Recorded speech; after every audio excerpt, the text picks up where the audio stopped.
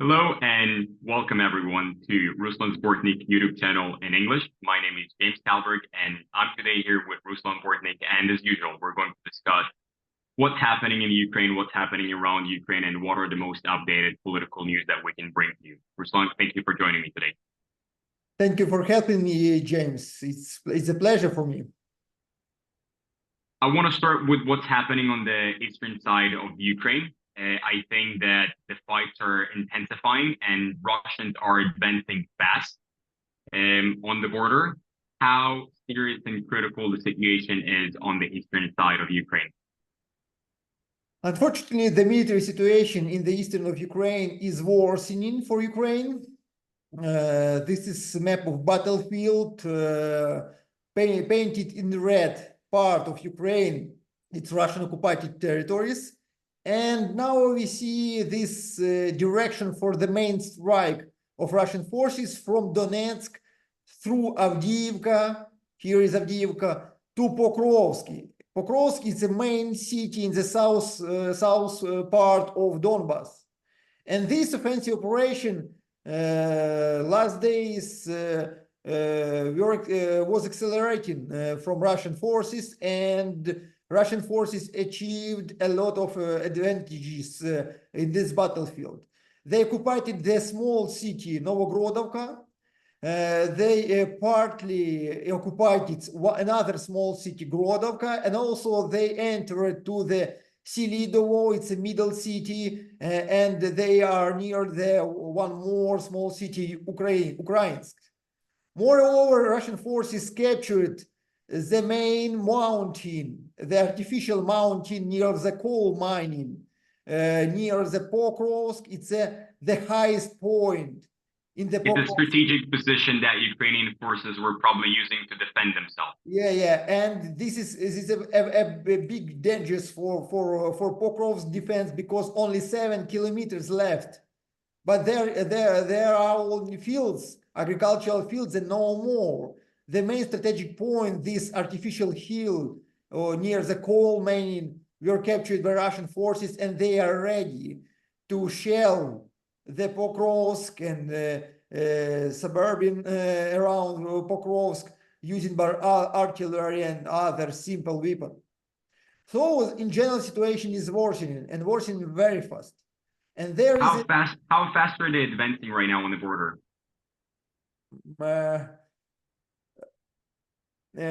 Please repeat your question. I haven't. How fast Russian troops are advancing? Like how much they capture each day or each week? Like how fast is their advancement? From 2 till 5 kilometers each day. Very fast. For this war, it's very fast. And if you see in general map, you can see that Russian forces take the operational empty to develop its own offensive operation to the south, for example, to Korakhovo and Ugledar, for example. So they want to close that loop. Yes, they are able to try to surround Ukrainian forces in this very important and very good prepared for defense area, or to the north, to the Kramatorsk, Druzhkovka, and so on. We don't know, Ukrainian forces don't know what direction will be main direction for Russian offensive operation in the nearest future. So it's spreading Ukrainian forces, stretching Ukrainian forces for all of this area, even if we are not able to catch this main strike, to main direction. Also, Russian forces continue small offensive operation in other different regions. You see this small arrow, it's also directions of small Russian operations. This direction near Ugledar and Kurakhov is especially important for Ukraine, because Russia has built a new railway from Russian lands to Mariupol. And this region, Kurakhov and Ugledar, this is a closer region. It's a Platzdarm of Ukrainian forces from which we are able to cut these railways lines, which are the main the most important things, the most important infrastructure for Russian land bridge to Crimea. Also, Russia is preparing to start the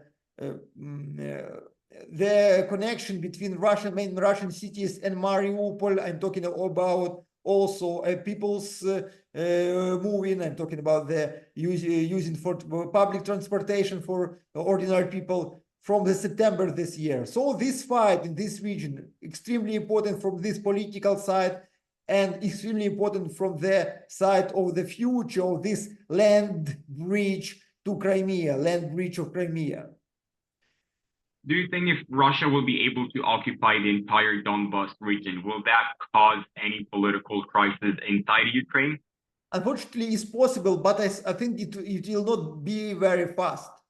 Even if the Russia will be successful in this south part of Donbas, you see this this border, it's a border of Donetsk Oblast with Dnipropetrovsk Oblast and Zaporizhzhia Oblast of Ukraine. But if the Russia will be successful here, there is in the north, there is a very good prepared defense operation, Slovyansk and Kramatorsk agglomeration. So it will not be easy for Russia to do it fast. But of course, we understand that if the Russia will be successful even in this direction, it will be additional reason and tool for Russia for negotiation to push Ukraine, to push a new government in White House after the United States election to accept the Russian demands, political demands. But if they will, in case they will, and we're hoping that they wouldn't, but in case they will capture the entire Donbas region, will that cause a political crisis inside Ukraine? I'm talking about potential change of political party, election, and so on and so on. Of course, it will make a bad influence on Ukrainian political system and public opinion. The public opinion will be more disappointed and pessimistic, and the Ukrainian government could lose some support from Ukrainian society, and that it's extremely important in our existential war now. But if the Russia will be successful in this southern part of Donbass, the Russian demands could also grow up, because Russia could start occupation of Dnipropetrovsk region. You think once they capture Donbas, they will keep going even though they haven't? Yeah. I want to remind that now Russia included in its constitution. Yeah, so according to them, they have officially annexed those four regions. But once they capture them, you think they'll continue to try and capture more? And other regions of Ukraine. Now they pretend only on Kharkiv, on Kherson region, Zaporizhzhia region, Donetsk and Lugansk region, and also Crimea. But if they will be able to enter to the Dnipropetrovsk region, the situation could repeat with this region again, and Russian demands could go up. You've mentioned peace negotiations. Modi have visited Kiev last week. How successful was that visit? And in your opinion, what was the agenda that he came in to visit Ukraine? I think this visit was more symbolic than practical, because there were no any commercial agreements made between the governments and so on. And in general, the level of international trade between our countries, between Ukraine and India, is low, near $2 billion for a year. But for example, even with Hungary, Ukraine and Hungary has trade near 5-7 billion each year. But Hungary, a very small country for the 9 million people now. India is an extremely huge country. So the level of commercial relations is very low, and it will be low, even taking account this visit, because something new, something practical were made during this visit.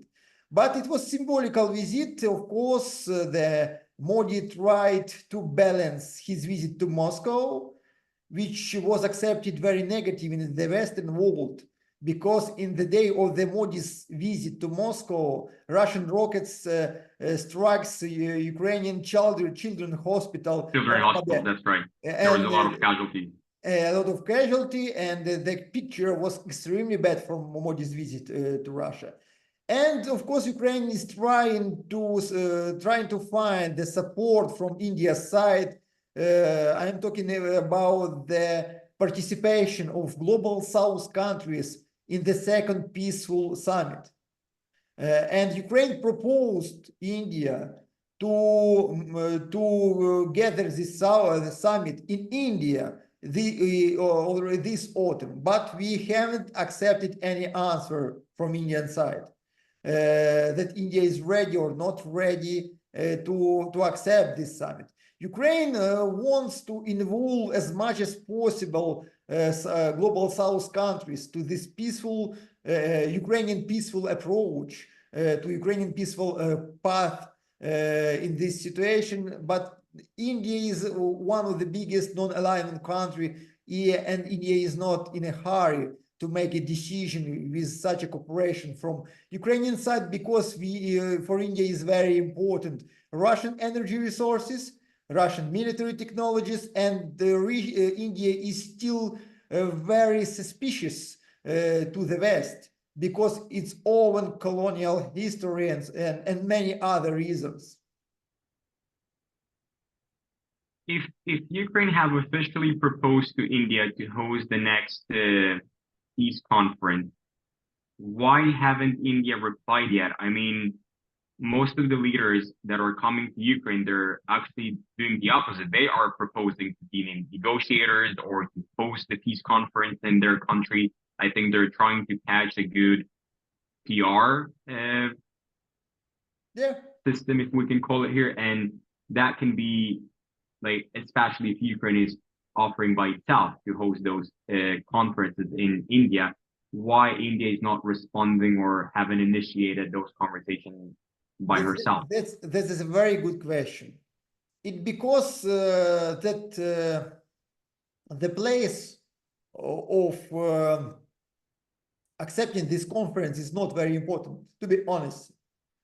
The schedule of this conference is extremely important. How so?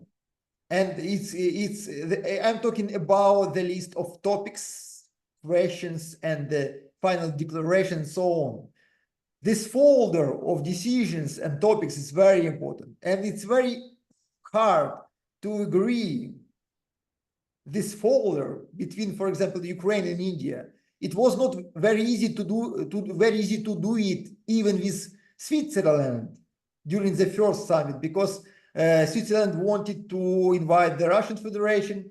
Switzerland wanted to change the schedule, the agenda, and so on.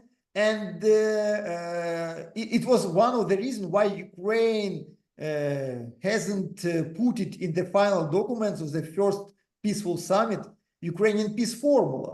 There are no 10 steps of President of Ukraine, Vladimir Zelensky, his very famous, world famous plan.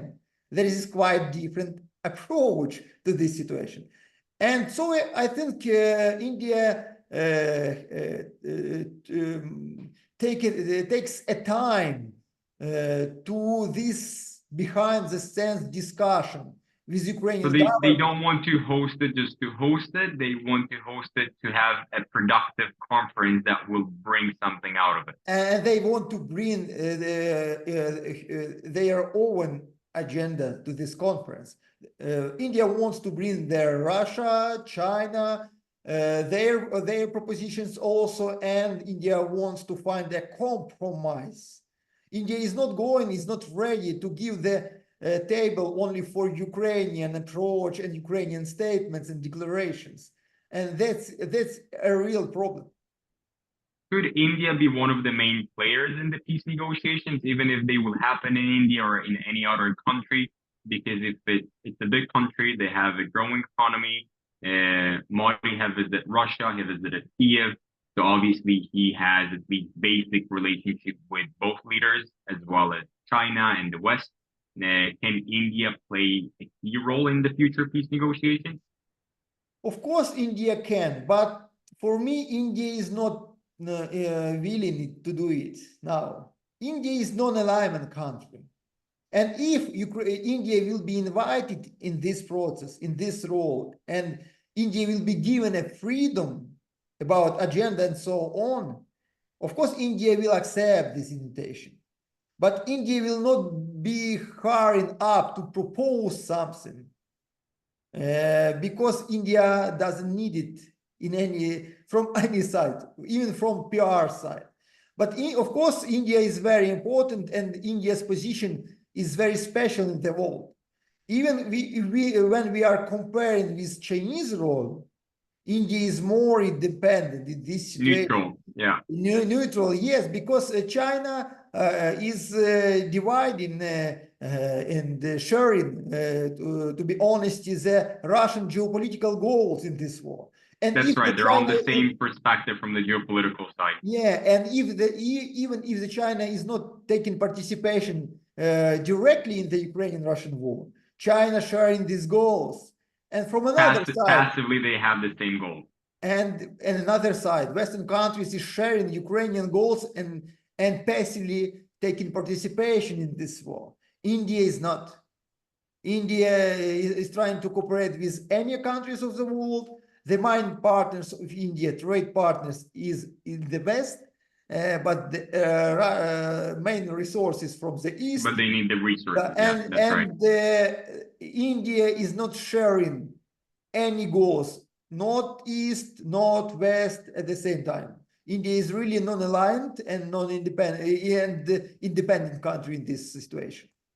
Let's focus for a second about the future peace negotiations, how Ukraine is prepping for those peace negotiations and peace conferences, and what would be the goal for Ukraine that they will try to achieve during the next conference. This week, President of Ukraine, Vladimir Zelensky, made a big press conference with the teams of members of his team, and he announced three main topics for the second peaceful conference. The first topic is energetic questions. The second topic is security in the sea trade. And the third topic is the changing of captured people and back in home Ukrainian children which are on Russian occupied lands. It's very interesting because because after the first peaceful conference, the topics was some different. The main topics, nuclear security, as I remember, food security, and changing of captured people. This topic is the same, but we see the two first topics were changed in this dialogue, which is going on behind the curtains on the world policy, and it's very different. It's very interesting and very different. At the same time, for comparing the Chinese representative also announced common Chinese, Indonesian, Brazil, and South Africa approach to the future conference. And this approach includes the next topics. This conference should be recognized by Ukraine and Russia at the same time. All the sides should have the equal rights during the future conference, and all the discussions should be justified, and all the scenarios of the ending of the war should be considered during this conference. It looks like both sides,